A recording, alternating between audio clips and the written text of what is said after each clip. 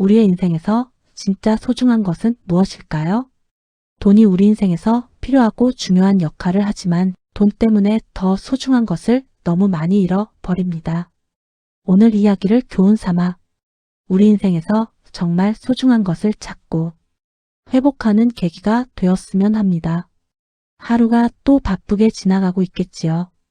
아침부터 저녁까지 우리는 늘 무언가를 향해 달려갑니다. 더 좋은 자리, 더 많은 월급, 더 큰 집, 더 두꺼운 통장. 그렇게 달리다 보면 어느 날 문득 뒤를 돌아보게 되는 순간이 찾아옵니다. 그런데 그 순간 등 뒤에 서 있을 거라 믿었던 사람이 보이지 않는다는 것을 알게 됩니다. 아직도 그 자리에 있기는 합니다. 하지만 눈빛이 달라져 있습니다. 예전처럼 따뜻하지 않습니다. 나를 보는 눈이 아니라 나를 바라보는 눈이 되어 있습니다. 이게 무슨 차이냐고요? 보는 것은 설레임이고 바라보는 것은 체념입니다. 오늘 이야기는 그런 남자의 이야기입니다. 그리고 어쩌면 이야기는 우리 모두의 이야기일지도 모릅니다. 이름은 김영수. 올해 70살. 평생 돈을 위해 살았다고 믿었던 남자. 그리고 마지막에야 깨달았습니다. 자신이 정작 잃어버린 것이 돈이 아니었다는 것을. 지금부터 그 이야기를 시작하겠습니다. 1954년 대한민국은 전쟁의 상처를 겨우 치료하기 시작하던 시절이었습니다. 서울 변두리의 작은 판잣집. 그 집에서 김영수라는 아이가 태어났습니다. 위로는 형이 둘, 아래로는 여동생 하나. 아버지는 공사판에서 막리를 했습니다. 어머니는 동네 공장에서 실을 감았습니다. 영수는 어릴 때부터 알았습니다. 우리 집은 가난하다는 것을. 밥상에 고기가 올라오는 날은 한 달에 한두 번뿐이었습니다. 그것도 고기라기보다는 고기 냄새가 배인 뼈다귀였습니다. 하지만 어머니는 그 뼈다귀를 냄비에 넣고 오랜 시간 끓여서 영수야, 이게 세상에서 제일 맛있는 국물이야 라고 말했습니다. 그 말을 들을 때마다 영수는 생각했습니다. 어머니가 그렇게 말하는 건 우리가 가난하기 때문이야. 그 생각이 씨앗이 되었습니다. 어른이 되면 반드시 돈을 많이 벌겠다는 씨앗이 마음속 깊이 뿌리를 내렸습니다. 고등학교 시절 영수는 공부를 잘했습니다. 아니, 정확하게 말하면 공부를 열심히 했습니다. 새벽 2시까지 책상에 앉아 있었습니다. 형들은 공부 대신 일찍부터 공장에 나갔지만 영수만큼은 아버지가 공부시켜 달라고 했습니다. 영수는 머리가 있어. 대학 보내자. 아버지가 어머니에게 조용히 말하는 소리를 영수는 문 너머에서 들었습니다. 그날 밤 영수는 이불을 뒤집어 쓰고 울었습니다. 그리고 다짐했습니다. 아버지 기대를 반드시 이루겠다. 그 다짐은 그를 대학까지 이끌었습니다. 지방의 작은 대학이었지만 그 시절 대학생은 특별한 존재였습니다. 마을 사람들이 모두 나와서 축하해 주었습니다. 어머니는 손수 만든 두부를 이웃에 돌렸습니다. 아버지는 그날 처음으로 소주 한 잔을 마시며 웃었습니다. 그 웃음이 영수의 마음 깊이 새겨졌습니다. 저 웃음을 계속 보이게 해드려야 한다. 하지만 인생은 우리가 계획한 대로 흘러가지 않습니다. 대학 2학년 때 아버지가 쓰러졌습니다. 뇌졸중이었습니다. 갑자기였습니다. 아침에 출근하다가 공사 현장 앞에서 쓰러졌다고 했습니다. 병원비가 밀리기 시작했습니다. 형들이 월급을 보태고 영수도 학교를 다니면서 야간 아르바이트를 시작했습니다. 편의점, 식당 설거지, 과외. 잠자는 시간이 줄었습니다. 그럼에도 성적은 떨어지지 않았습니다. 왜냐하면 그때 영수의 마음속에는 딱 하나의 목표만 있었기 때문입니다. 좋은 회사에 취직해서 돈을 많이 버는 것. 그것만 생각했습니다. 대학을 졸업하고 영수는 서울의 중견 무역회사에 취직했습니다. 경쟁률은 수십 대 1이었지만 그는 붙었습니다. 면접에서 이렇게 말했다고 합니다. 저는 누구보다 열심히 하겠습니다. 그 이유는 단 하나입니다. 저에게는 지켜야 할 가족이 있기 때문입니다. 면접관이 잠시 침묵했다가 웃었다고 했습니다. 회사 생활은 고됐습니다. 하지만 영수는 불평하지 않았습니다. 오히려 동료들보다 1시간 일찍 출근하고 2시간 늦게 퇴근했습니다. 그러던 중 영수는 한 여자를 만났습니다. 그녀의 이름은 이순자. 회사 동기 직원의 소개로 처음 만났습니다. 첫 만남은 서울 인사동의 작은 찻집이었습니다. 순자는 수줍게 웃으며 말했습니다. 저는 돈 많은 남자보다 성실한 남자가 더 좋아요. 영수는 그 말을 듣고 마음이 따뜻해졌습니다. 그리고 생각했습니다. 그렇다면 나는 성실하게 돈을 많이 버는 남자가 되겠다. 두 사람은 인연을 사귀고 결혼했습니다. 작은 결혼식이었습니다. 하객이 많지 않았습니다. 하지만 두 사람은 행복했습니다. 신혼여행도 제주도 2박 3일이 전부였습니다. 그마저도 영수가 회사 일 때문에 하루를 앞당겨 서울로 돌아왔습니다. 순자는 웃으며 말했습니다. 괜찮아. 우리 나중에 또 가면 되지. 그 나중에는 끝내 오지 않았습니다. 결혼 이듬해 첫째가 태어났습니다. 딸이었습니다. 이름은 지혜. 영수는 분만실 앞에서 3시간을 기다렸습니다. 딸입니다. 간호사의 말을 듣는 순간 영수는 눈물이 났습니다. 이유를 몰랐습니다. 그냥 눈물이 났습니다. 병실에서 순자가 지혜를 안고 있었습니다. 영수는 그 모습을 보고 생각했습니다. 이제 더 열심히 해야 한다. 사랑스러운 감정보다 책임감이 먼저 밀려왔습니다. 그것이 이 남자의 방식이었습니다. 3년 후 둘째 아들 민준이 태어났습니다. 또 2년 후 막내 아들 성우가 태어났습니다. 새 아이의 아버지가 되었습니다. 집도 조금 더 넓은 곳으로 이사했습니다. 빚도 생겼습니다. 영수의 어깨는 더 무거워졌습니다. 하지만 그는 무거울수록 더 빠르게 달렸습니다. 순자는 혼자서 새 아이를 키웠습니다. 영수가 바빴기 때문입니다. 아침에 일어나면 영수는 이미 나가고 없었습니다. 밤에 돌아오면 아이들은 이미 자고 있었습니다. 그래도 순자는 불평하지 않았습니다. 밥을 차려 놓았습니다. 빨래를 개어 놓았습니다. 영수가 좋아하는 된장찌개를 끓여 놓았습니다. 어떤 날은 그 된장찌개가 식어서 돌이 되어 있어도 순자는 다시 데워서 식탁에 올렸습니다. 한마디 불평 없이. 그 시절 순자의 일기에는 이런 글이 적혀 있었습니다. 오늘도 영수 씨는 늦었다. 지혜가 열이 났는데 혼자 병원에 다녀왔다. 아이가 울면서 아빠를 찾았다. 뭐라고 해야 할지 몰라서 그냥 안아줬다. 영수 씨가 보고 싶다. 아내로서가 아니라 그냥 한 사람으로서. 영수는 그 일기장을 50년 뒤에야 읽게 됩니다. 사람들은 종종 착각합니다. 묵묵히 참는 것이 괜찮다는 뜻이라고. 그러나 아닙니다. 묵묵히 참는 것은 나는 그것도 감당할 수 있다가 아니라 나는 이미 포기했다는 뜻일 때가 많습니다. 순자는 포기하지 않았습니다. 하지만 기대하기를 멈추었습니다. 그것이 더 슬픈 일입니다. 영수는 회사에서 인정받기 시작했습니다. 30대 중반에 과장이 되었고 40대 초반에 차장이 되었습니다. 월급도 조금씩 늘었습니다. 그러자 영수는 투자를 시작했습니다. 처음에는 소액이었습니다. 주식을 조금 샀습니다.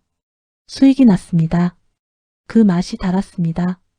이래서 버는 돈보다 훨씬 빠르네. 영수는 더 공격적으로 투자했습니다. 부동산에도 눈을 떴습니다. 1980년대 후반 서울 집값이 오르기 시작했습니다.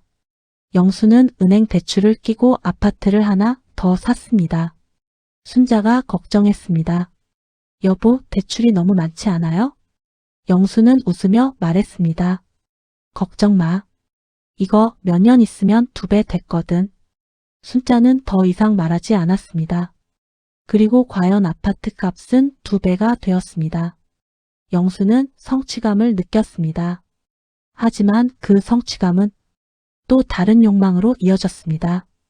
더, 항상 더. 이것이 돈의 마법이자 저주입니다. 지혜가 초등학교에 들어갔습니다. 운동의 날이었습니다. 지혜가 일주일 전부터 말했습니다. 아빠, 운동에 꼭 와야 해. 영수는 웃으며 말했습니다. 응, 아빠 갈게. 그런데 운동회 당일 갑자기 거래처에서 연락이 왔습니다. 급한 미팅이었습니다.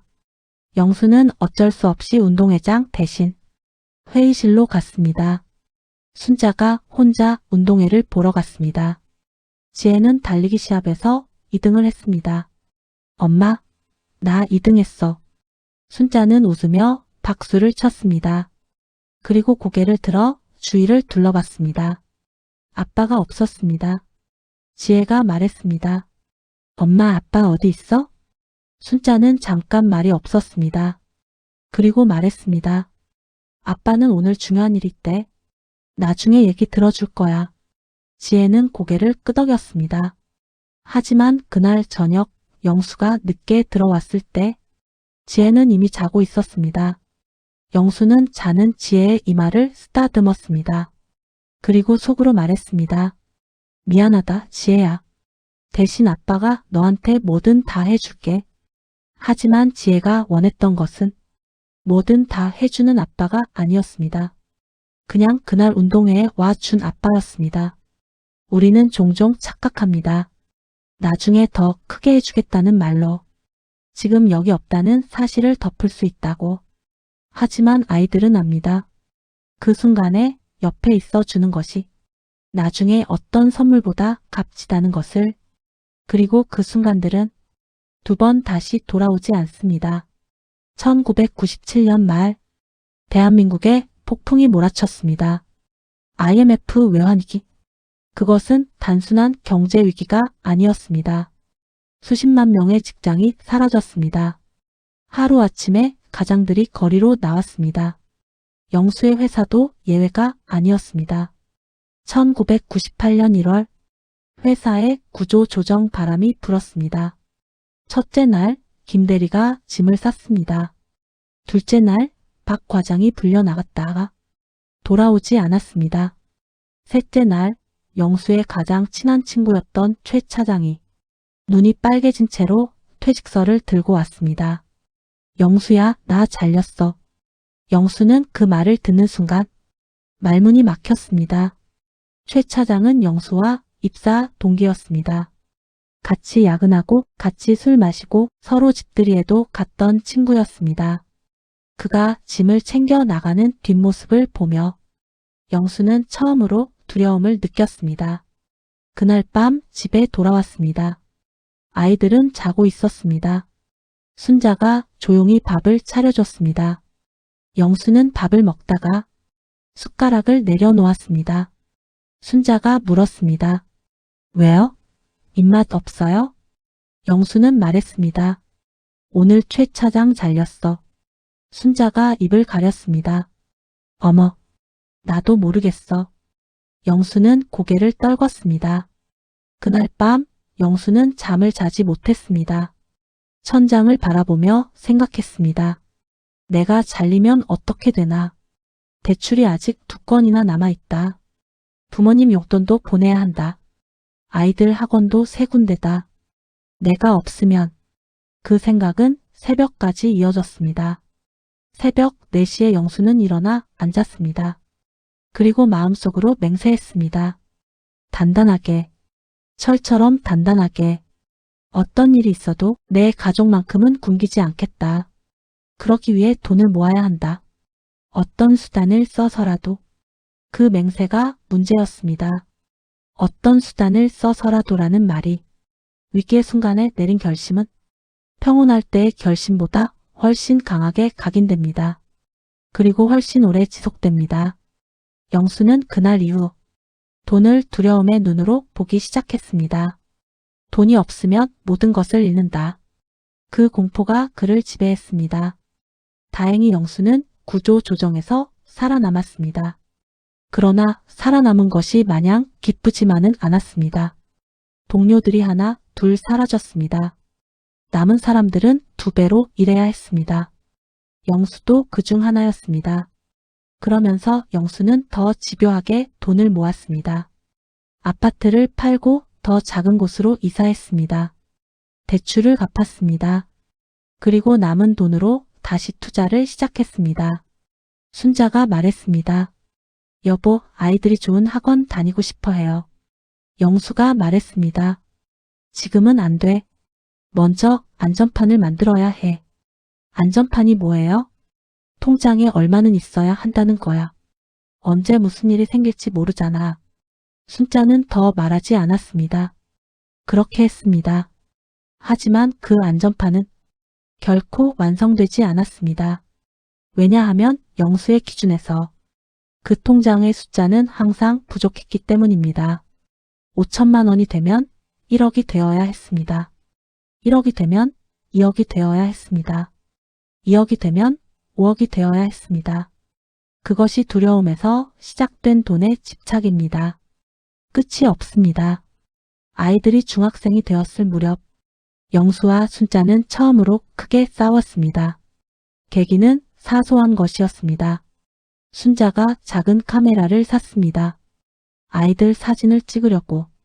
그런데 영수가 영수증을 보고 말했습니다. 이거 얼마짜리야? 30만 원이요. 30만 원? 왜 이런 걸 사? 순자의 눈썹이 살짝 올라갔습니다. 아이들 사진 찍으려고요. 지혜 중학교 입학식이잖아요.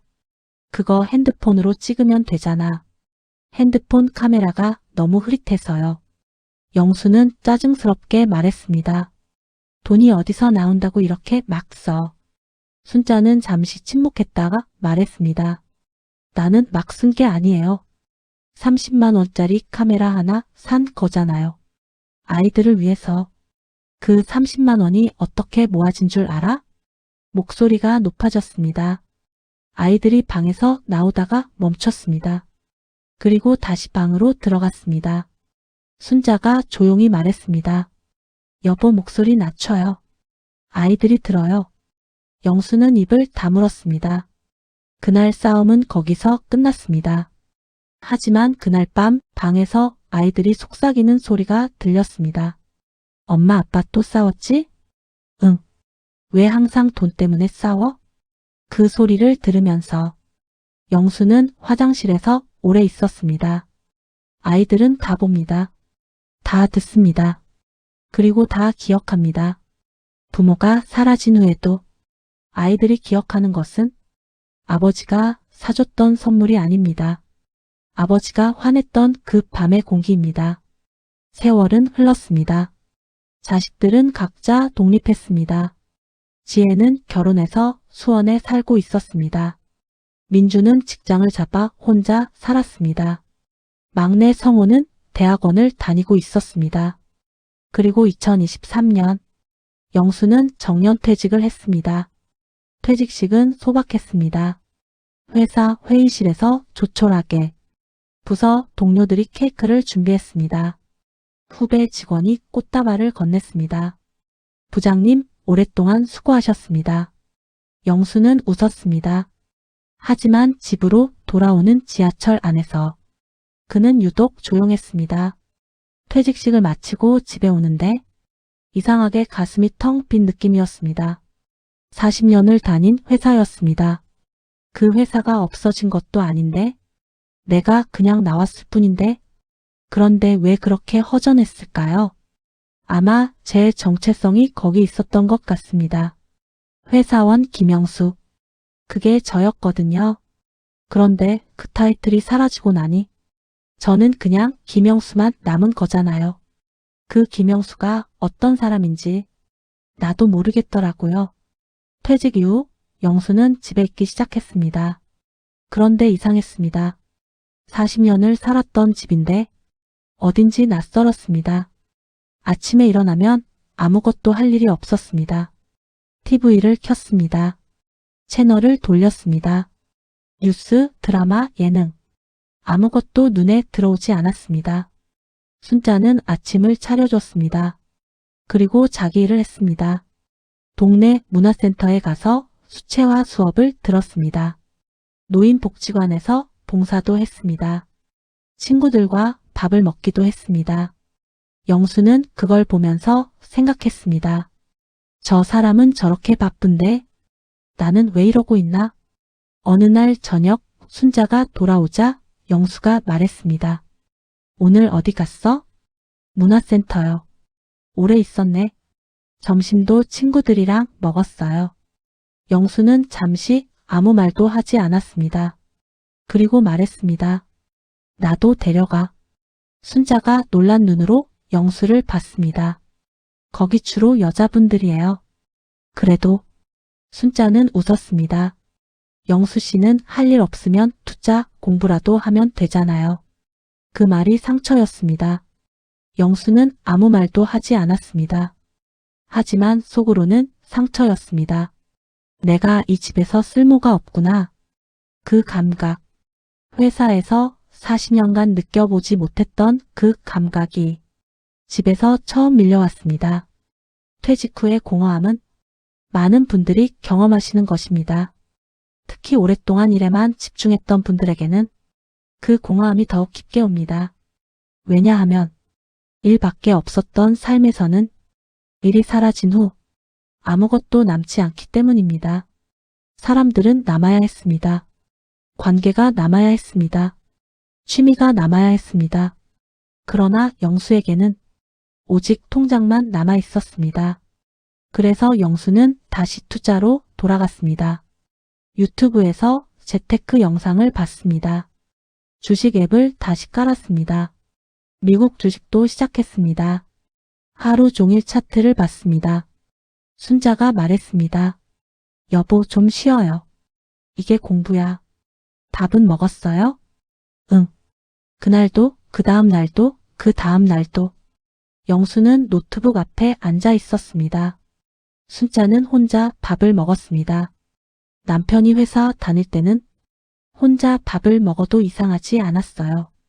그런데 남편이 집에 있는데 혼자 밥을 먹으니 오히려 더 외롭더라고요. 같이 있는데 혼자인 느낌? 그게 가장 외로운 거예요. 두 사람 사이의 거리는 물리적인 거리가 아닙니다. 같은 방에 있어도 서로 다른 세계를 살 수 있습니다. 영수와 순자가 그랬습니다. 같은 집, 같은 식탁. 하지만 서로 다른 곳을 바라보고 있었습니다. 어느 날 저녁, 순자가 식탁에 통장을 들고 왔습니다. 여보, 이게 뭐야? 영수는 TV를 보다가 고개를 돌렸습니다. 뭐? 여기 돈이 빠졌잖아요. 2천만 원이. 영수는 다시 TV를 봤습니다. 투자했어. 또요? 응.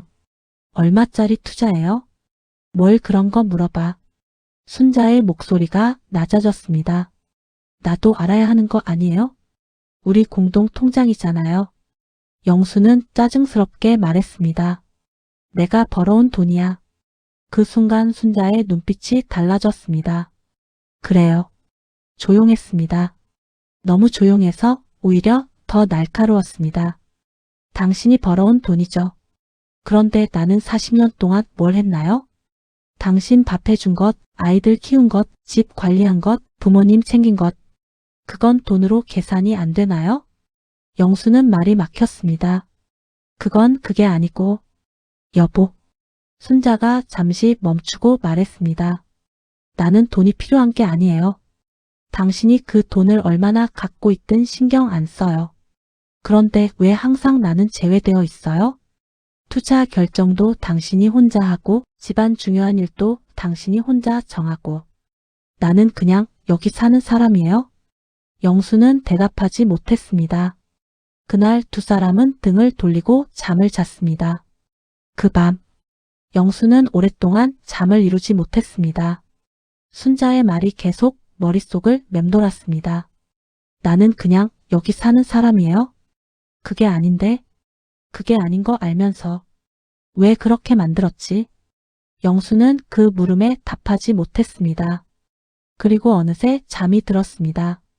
내일로 미루면서 사람은 언제나 내일로 미룹니다.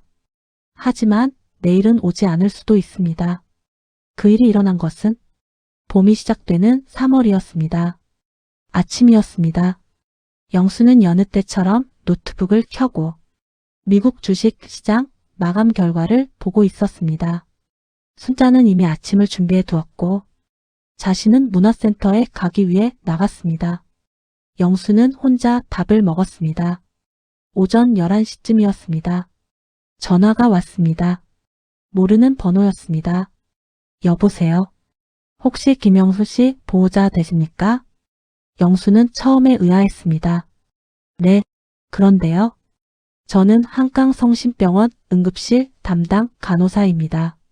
이순자 씨 성함이 보호자로 등록되어 있어서 연락드렸는데요. 심장이 멈추는 것 같았습니다. 이순자가 제 아내인데요. 아내분이 오전 10시 30분경 쓰러지셔서 응급실로 오셨습니다. 빨리 오시겠어요? 영수는 전화를 끊고 아무것도 챙기지 않은 채 슬리퍼 바람으로 현관을 나섰습니다. 사람은 위기가 닥쳤을 때 가장 솔직해집니다. 가장 중요한 것만 남습니다. 그 순간 영수의 머릿속에는 주식도 통장도 투자 수익률도 없었습니다. 오직 순자만 있었습니다. 택시를 잡았습니다. 기사한테 빨리 가주세요 라고 말했는데 목소리가 떨렸어요. 그제야 알았습니다. 내가 이 사람을 이렇게 무서워하는구나. 잃을까 봐 이렇게 두렵구나. 왜 이제야 알았을까요? 응급실. 순자는 산소호흡기를 달고 누워 있었습니다. 하얀 침대 위에 얼굴이 창백했습니다. 평소보다 훨씬 작아 보였습니다. 영수는 그 모습을 보고 그 자리에서 무릎이 꺾일 뻔했습니다. 의사가 설명했습니다. 심근경색 초기 증상으로 오셨습니다. 다행히 빨리 발견해서 큰 수술은 피했습니다만 당분간은 안정이 필요합니다. 스트레스를 많이 받으신 것 같습니다. 혈압도 높고요. 영수는 고개를 끄덕였습니다. 알겠습니다. 하지만 의사가 떠난 후 영수는 한동안 그 자리에 서 있었습니다. 움직일 수가 없었습니다. 다리가 움직이지 않았습니다.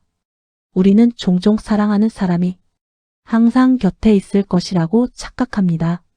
내가 바빠도, 내가 차가워도, 내가 무관심해도 그 사람은 거기 있을 것이라고. 그러나 삶은 그런 착각을 용납하지 않습니다. 순자가 쓰러진 것은 영수에 대한 분노도 원망도 아니었습니다. 그냥 몸이 먼저 한계를 알린 것입니다. 수십 년의 외로움이 혈관 속에 조금씩 쌓여온 것입니다. 그날 밤 영수는 병실을 지켰습니다. 간이 의자에 앉아서 순자의 손을 잡았습니다. 그 손은 예전에 자주 잡던 손인데 언제부터인가 잡지 않았던 손인데 이렇게 작았나? 이렇게 차가웠나? 손등에 핏줄이 붉어졌습니다. 주름이 많았습니다. 저 손이 새 아이를 키웠습니다. 저 손이 40년간 밥을 차렸습니다. 저 손이 아픈 아이를 안았습니다. 저 손이 나보다 훨씬 많은 것을 해냈습니다. 그런데 나는 저 손을 얼마나 잡아줬을까?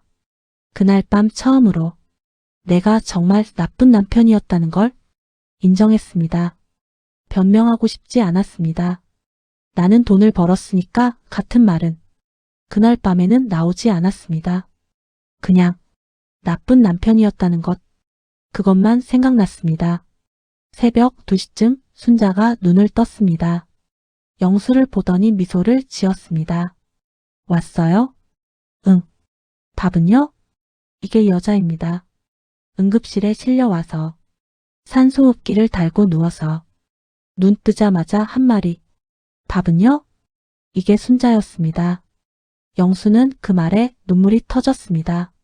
참으려고 했는데 참아지지 않았습니다. 미안해. 뭐가요? 다. 에이, 뭘 그러세요? 아니야. 나 정말 못됐어. 그런 말 하지 말아요. 영수는 손등으로 눈물을 닦았습니다. 당신 얼마나 외로웠어? 순자가 잠시 아무 말도 하지 않았습니다. 그리고 웃었습니다. 솔직히? 응. 많이 외로웠어요. 그 말이 비수처럼 꽂혔습니다. 가슴 한복판에. 다음 날 영수는 잠깐 집에 다녀왔습니다. 순자의 짐을 챙기기 위해서였습니다. 집 안이 조용했습니다. 아침에 순자가 씻고 나간 욕실에 물기가 아직 남아 있었습니다. 식탁에는 영수를 위해 차려놓은 밥이 식어 있었습니다. 순자는 쓰러지기 직전까지도 남편 밥을 차려놓고 나갔던 것입니다. 영수는 그 식은 밥을 보고 한참을 서 있었습니다. 그리고 천천히 앉았습니다. 식탁 위에 통장이 하나 놓여 있었습니다. 영수가 최근에 보고 있던 것이었습니다. 그는 습관적으로 통장을 펼쳤습니다. 숫자가 가득했습니다. 몇 억, 평생 모은 돈. 그런데 이상했습니다. 그 숫자를 보는데 아무 느낌이 없는 거예요. 예전 같으면 숫자가 늘어나는 것만 봐도 뭔가 뿌듯했는데 그날은 그냥 종이 위의 숫자 같았어요. 그리고 생각했습니다. 이 돈이 지금 당장 어디에 쓸 수 있나? 병원비? 물론 그걸로 낼 수 있죠. 그런데 그것 말고 순자의 40년치 외로움을 이 돈으로 살 수 있나? 아이들이 아빠를 그리워했던 그 운동의 날을 이 돈으로 되돌릴 수 있나? 대답은 분명했습니다. 없다. 이 돈은 그런 것들을 살 수 없다. 그 순간 처음으로 내가 정말 중요한 것을 잃으면서 이걸 모았구나 하는 생각이 들었습니다. 사람은 때로 잃어봐야 합니다. 혹은 잃을 뻔해야 합니다. 그 전에는 당연한 것들이 너무 당연해서 보이지 않습니다. 공기처럼, 물처럼, 곁에 있는 사람처럼 영수에게 순자는 공기였습니다. 항상 거기 있는, 숨 쉬면 들어오는, 있는지도 모르는.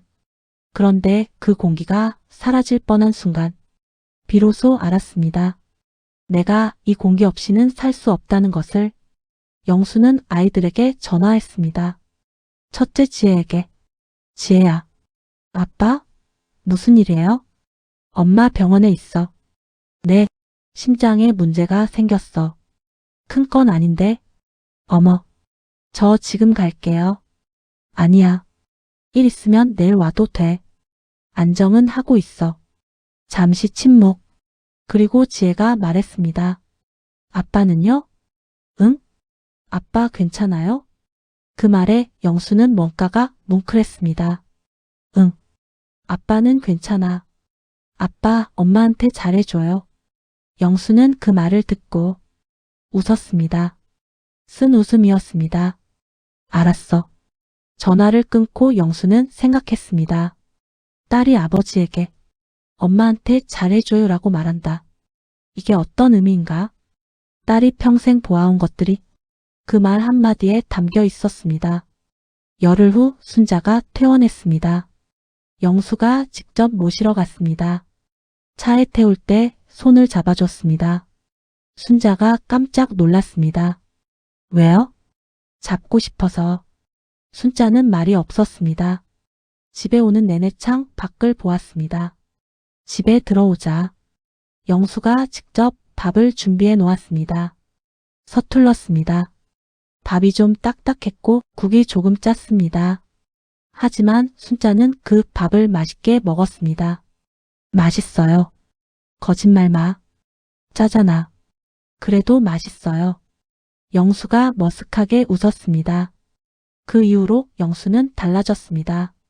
아침에 일어나면 먼저 밥을 시작했습니다. 서툴러도 시도했습니다. 설거지도 했습니다. 순자가 말렸지만 영수는 말했습니다. 당신 무리하면 안 돼. 어느 날 저녁 영수가 말했습니다. 여보. 응? 우리 여행 가자. 순자가 멈칫했습니다. 갑자기요? 갑자기가 아니야. 늦었지. 순자가 웃었습니다. 어디요? 어디든. 당신이 원하는데. 순자는 잠시 생각하다가 말했습니다. 경주 가고 싶어요. 오래전부터 보고 싶었거든요. 그럼 경주 가자. 진짜요? 진짜. 그 말, 진짜요? 라고 물은 것. 그 안에 얼마나 많은 세월이 있었을까요? 얼마나 많이 기대하고 실망했으면 진짜요? 라고 되묻게 되었을까요? 영수는 그것을 알았습니다. 그래서 다시 말했습니다. 진짜야. 내가 직접 예약할게. 두 사람은 경주로 갔습니다. 봄날이었습니다. 벚꽃이 피어 있었습니다. 불국사 앞마당에 서서 순자가 말했습니다. 예쁘다. 영수도 말했습니다. 예쁘네. 두 사람이 함께 예쁘다고 말한 것이 얼마만인지 몰랐습니다. 점심은 경주 쌈밥집에서 먹었습니다. 순자가 기분 좋게 먹었습니다. 영수도 맛있었습니다. 식사를 마치고 걸으면서 영수가 순자의 손을 잡았습니다. 순자가 영수를 봤습니다. 영수가 말했습니다. 이상해? 아니요. 그럼? 순자가 웃었습니다. 오래됐잖아요. 이거. 그러게. 두 사람은 말없이 걸었습니다. 꽃잎이 바람에 날렸습니다. 말이 없어도 괜찮습니다. 옆에 있는 것만으로 충분할 때가 있습니다. 사실 그게 가장 깊은 친밀함입니다. 아무 말도 하지 않아도 편한 것. 그 무게를 영수는 이제야 알았습니다. 그해 가을, 큰딸 지혜가 아이를 낳았습니다. 손녀였습니다. 이름은 서연. 영수는 처음으로 손녀를 안았을 때 눈물이 났습니다. 지혜가 물었습니다. 아빠 왜 울어요? 모르겠어. 그냥. 순자가 웃으며 말했습니다. 할아버지 됐으니까 그렇지. 영수는 서연을 안고 이 아이가 크는 것을 보고 싶다고 생각했습니다. 운동회도 가야지. 졸업식도 가야지. 내 아이들한테 못해줬던 것들. 이 아이한테는 다 해줘야지. 사람은 후회를 통해 배웁니다. 그리고 그 배움을 다음 사람에게 전합니다. 영수의 이야기가 여기서 끝나지 않는 이유입니다. 그는 변했습니다. 늦었지만 변했습니다. 그리고 그 변화는 남은 삶을 다르게 만들었습니다. 퇴직하고 2년이 지난 어느 여름, 두 사람은 강릉에 갔습니다. 손녀 서연도 함께였습니다. 바다가 보이는 작은 펜션에 묵었습니다. 저녁에 바닷가에 앉아 있었습니다. 노을이 지고 있었습니다. 붉은 하늘, 금빛 바다. 서연은 모래사장에서 뛰어놀고 있었습니다. 영수가 순자의 손을 잡았습니다. 순자가 영수를 봤습니다. 영수가 말했습니다. 여보. 응? 고마워. 순자가 웃었습니다. 뭐가요? 다. 에이 또? 영수가 다시 말했습니다. 평생 나 참아줘서. 나 때문에 외로웠을 텐데. 그래도 여기 있어줘서. 순자가 잠시 말이 없었습니다. 바람이 불었습니다. 그리고 말했습니다. 나도 고마워요. 내가 뭘 했다고. 당신이 지금 이렇게 변해줬잖아요. 그게 고마워요. 변했다는 것. 그것이 용기입니다. 나이가 들어서 변하는 것. 그게 얼마나 어려운 일인지. 고집이 굳어가는 나이에, 자존심이 더 커지는 나이에, 그래도 틀렸다고 인정하고, 변하겠다고 결심한 것. 그것이 이 남자가 마지막에 보여준 용기입니다. 이 이야기를 하시는 분들께 말씀드리고 싶습니다. 저는 나쁜 남편이었습니다. 나쁘다고 느끼지 못했던 나쁜 남편. 그게 더 나쁜 것인지도 모릅니다. 나는 가족을 위해 산다고 믿었습니다. 그런데 정작 가족은 나를 위해 살고 있었습니다. 아내는 나를 기다리면서 아이들은 나를 그리워하면서 나 혼자 달리고 있었습니다. 그 달리기가 잘못된 것이 아닙니다. 달리면서 뒤를 한 번만 봤어도 됐습니다. 그리고 손 한 번만 흔들어 줬어도 됐습니다. 나 여기 있어. 기다려줘서 고마워. 그 한마디를 40년 동안 한 번도 하지 않았습니다. 이제 합니다. 늦었지만 그래도 합니다. 아내가 어느 날 말했습니다. 여보, 이제야 남편 같네요. 저는 그 말을 듣고 또 울었습니다. 이른이 되어서야 남편 같다는 말을 들었습니다. 부끄럽지만 그래도 그 말이 평생 들은 말 중에 제일 기뻤습니다. 오늘 이 긴 이야기를 함께 해주셔서 감사합니다. 김영수의 이야기는 어디선가 실제로 있었던 이야기입니다. 그리고 어쩌면 지금 이 글을 읽고 계신 여러분의 이야기이기도 합니다. 우리는 살면서 정말 중요한 것들을 자주 잊습니다. 너무 바빠서, 너무 쫓겨서, 너무 두려워서. 그 두려움의 이름은 많습니다. 가난에 대한 두려움, 실패에 대한 두려움, 남들보다 뒤처지는 것에 대한 두려움. 그 두려움들이 우리를 달리게 만듭니다. 잘못된 것이 아닙니다. 달려야 할 때는 달려야 합니다. 그러나 달리면서도 손을 잡을 수 있습니다. 달리면서도 웃을 수 있습니다. 달리면서도 오늘 어땠어? 한마디는 할 수 있습니다. 그 작은 것들이 나중에 보면 사실은 가장 큰 것들입니다. 통장은 남지만 시간은 남지 않습니다. 돈은 다시 벌 수 있지만 추억은 다시 만들 수 없습니다.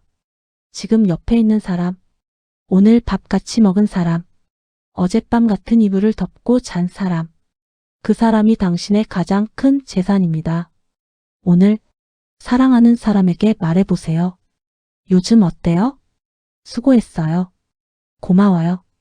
그리고 그 손을 한 번만 잡아보세요. 그 순간이 통장 숫자보다 훨씬 오래 남을 것입니다. 여러분, 오늘 함께 해주셔서 진심으로 감사드립니다. 저는 여러분을 사랑합니다. 오늘 하루도 참 잘 살아오셨습니다. 오늘 이야기가 마음에 닿으셨나요? 이 채널은 따뜻하고 뭉클한 순간들을 전합니다. 좋아요와 구독은 저에게 큰 힘이 됩니다. 그리고 이야기가 당신의 누군가에게 닿았으면 하는 마음으로 공유도 부탁드릴게요. 다음 이야기로 찾아오겠습니다. 고맙습니다.